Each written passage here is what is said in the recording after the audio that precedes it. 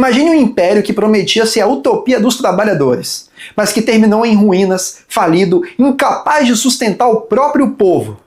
Essa é a história da União Soviética. O socialismo, que se apresentava como o futuro da humanidade, se transformou em um dos maiores fracassos econômicos e sociais da história moderna. Mas afinal, por que esse projeto desmoronou? O que deu errado e o que as políticas econômicas do regime nos ensinam sobre os limites do comunismo? Desde o início, a União Soviética apostou em um modelo centralizado. Um Estado controlava toda a produção, todos os preços, todas as metas. Nada era deixado ao mercado, nada era decidido pelos consumidores.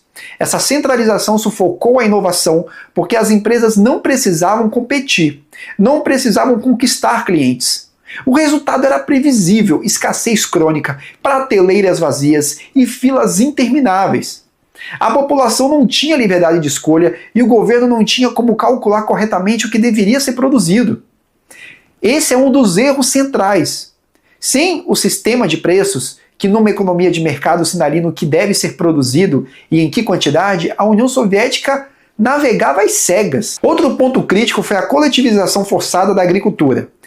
Milhares de fazendas foram tomadas pelo Estado e transformadas em grandes kolkhozes e sovkhozes, supostamente mais eficientes. O que aconteceu, no entanto, foi o contrário. Os agricultores perderam o incentivo para produzir porque não colhiam os frutos do seu trabalho.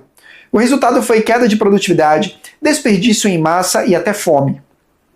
Episódios como a tragédia da Ucrânia, nos anos 30, o Holodomor, mostraram o custo humano dessa política.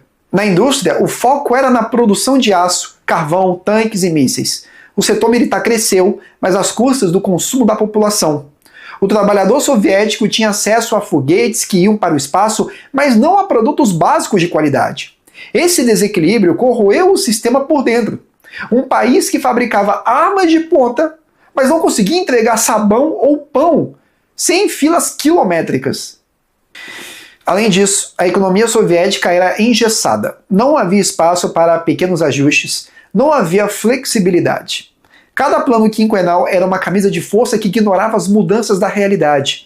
Enquanto o Ocidente inovava, criava novas tecnologias e expandia mercados, a União Soviética ficava para trás, presa a metas artificiais que nem sempre correspondiam às necessidades reais da população. A longo prazo, os custos se acumularam.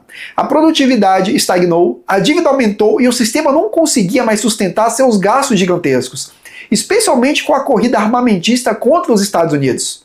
Para piorar, o petróleo, uma das principais fontes de receita soviética, sofreu quedas no preço durante os anos 80, minando ainda mais as finanças do regime. E bom, o resultado foi inevitável.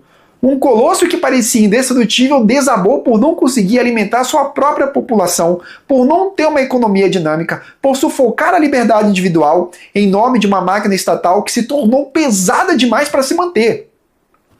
O fracasso da União Soviética não foi um acidente, foi consequência lógica de políticas econômicas que ignoraram os princípios básicos da realidade humana, o incentivo, a liberdade e o dinamismo do mercado. Hoje, olhar para esse colapso é mais do que uma lição de história, é um alerta. Sempre que um governo tenta substituir a liberdade pelo controle, a inovação pela planificação e a responsabilidade individual pela promessa de igualdade forçada, o resultado é o mesmo: escassez, crise e ruína. E se você quer continuar entendendo de forma crítica e didática como a história econômica e política molda o presente e o futuro, se inscreva no nosso canal. Aqui no Instituto Zarael, a verdade é explicada sem máscaras, de maneira clara, profunda e acessível. Não deixe de acompanhar.